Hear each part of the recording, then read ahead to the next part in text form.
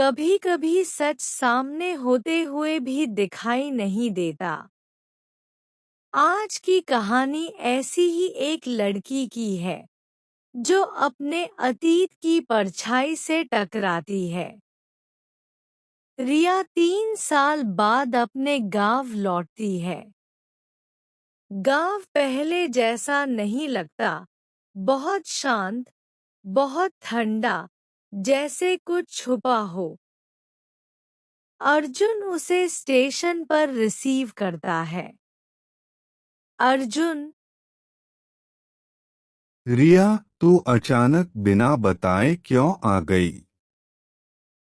अर्जुन, मुझे एक खत मिला था। किसी ने लिखा था, तुझे सच जानना है तो वापस गाँव आ।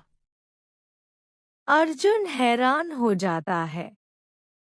कैमरा दूर एक परछाई को दिखाता है, जो उन दोनों को देखकर गायब हो जाती है। रिया अपना पुराना घर खोलती है। सब कुछ वैसा ही है, पर एक चीज नहीं है। टेबल पर रखा एक पुराना डायरी का पन्ना। उस पर लिखा है, सच की शुरुआत वहीं से होती है, जहां तुमने सब खत्म माना था। रिया पन्ना उठाती है। तभी खिड़की अचानक खुद खुल जाती है। एक फोटो उड़कर उसके पैरों में गिरती है। फोटो में रिया की माँ और साथ में एक आदमी जिसे रिया नहीं पहचानती। रिया अर्जुन को फोटो दिखाती है। अर्जुन, रिया, यह आदमी कौन है? ये तो गांव का कोई भी नहीं। रिया, मुझे नहीं पता, लेकिन लगता है माँ किसी बात को छुपा रही थी। अर्जुन कुछ कहना चाहता है, लेकिन अचानक जोर की आवाज आती है। दोनों बाहर भागते हैं। एक बाइक वाला मास्क पहने उन पर तेजी से आता है और फिर जंगल की तरफ गायब हो जाता है। रिया अपने चाचा विवेक से मिलने जाती है।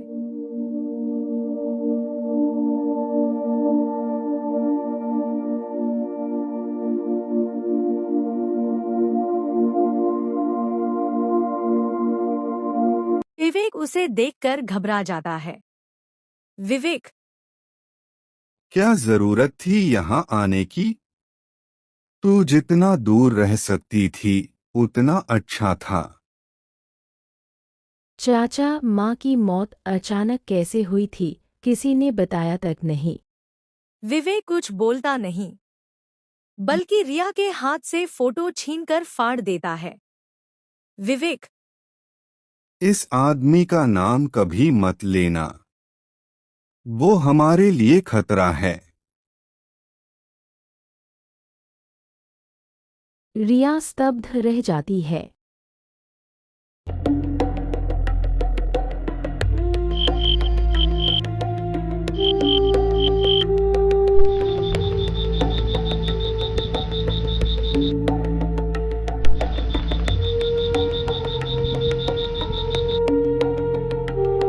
रात को रिया अपने कमरे में बैठी होती है। तभी बाहर से आवाज आती।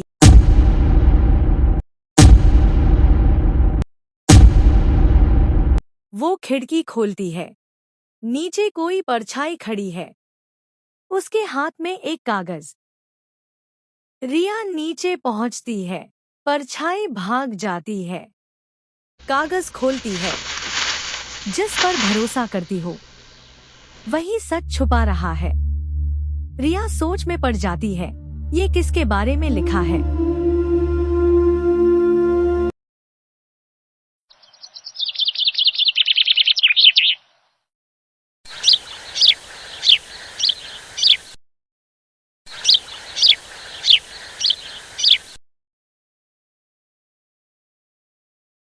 रिया देखती है कि अर्जुन उसके कमरे में उसका फोन देख रहा है।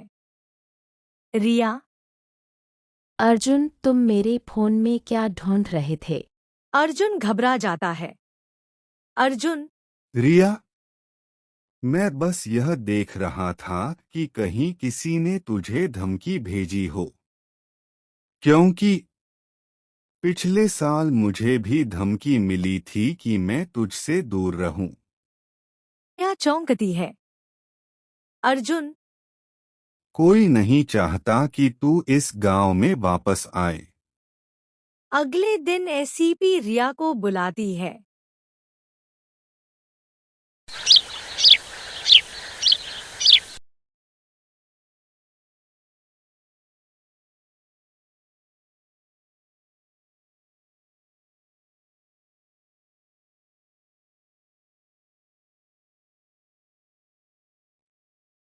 रिया, हमें 3 साल पुराना एक केस मिला है।